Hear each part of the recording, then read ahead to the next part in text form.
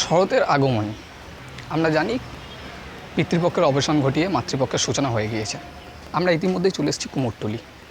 কুমোরটুলির দেখব আমরা মা কীরকমভাবে সেজে উঠেছে, মায়ের সাজগোজ। দুদিন পরেই উমার শ্বশুরবাড়ি থেকে বাপের বাড়ি গমন। তাই আজকে আমরা আপনাদের সামনে তুলে ধরব এই কুমোরটুলির মায়ের বিভিন্ন রকম সাজসজ্জা। নতুন সাজে উমা আসে, নতুন সাজে উমা, নতুন সাজে উমা আসে, নতুন সাজে উমা, নতুন সাজে উমা আসে, নতুন সাজে উমা, নতুন সাজে উমা আসে, নতুন সাজে উমা। আশ্বিন মাসে তোকা এলো আইলো বাপের বাড়িতে, সোনায় মোড়া অলংকারে কলকা পাড়ের শাড়িতে।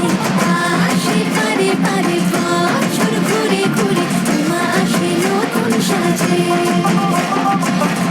আসে পারে পারে বছর ঘুরে ঘুরে উমা আসে নতুন সাজে।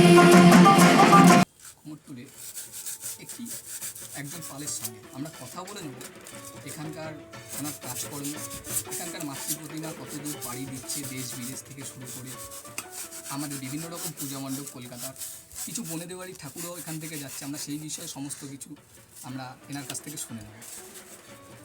দাদা, আপনাদের পালের নাম কি? বাবু দত্ত, সরি। আর আপনাদের এখান থেকে ঠাকুর কতদূর বা কোন দেশ দেশ পাড়ি দিচ্ছে? বিভিন্ন দেশ থেকে যায়, আমেরিকা বলো, বলো, আর আপনাদের এবার বনেদি বাড়িতে কোনো ঠাকুর যাচ্ছে? যাচ্ছে। নাম বলতে পারবেন? যেমন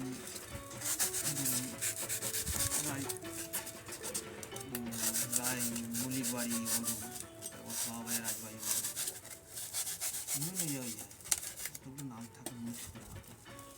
আর আপনাদের এই মাতৃপ্রতিমার কাজ কতদিন আগের থেকে শুরু হয়ে যায় পুজো? প্রায় 6 মাস, 6-7 মাস, 1 বছর ধরেই হচ্ছে, 1 বছর ধরেই হয়। আচ্ছা, এই মাতৃপ্রতিমা বেরিয়ে যাওয়ার পরে আপনাদের কাজ আবার শুরু হয়ে যাবে। বাহ। আপনার নাম কি বলবেন?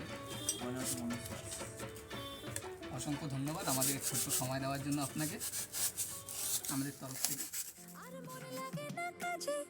উৎসবের মাঝে নতুন জামার গন্ধ এলো শারদিয়া সাজে। আর মন লাগে না কাজেতে, উৎসবের মাঝেতে নতুন জামার গন্ধ এলো শারদিয়া সাজেতে।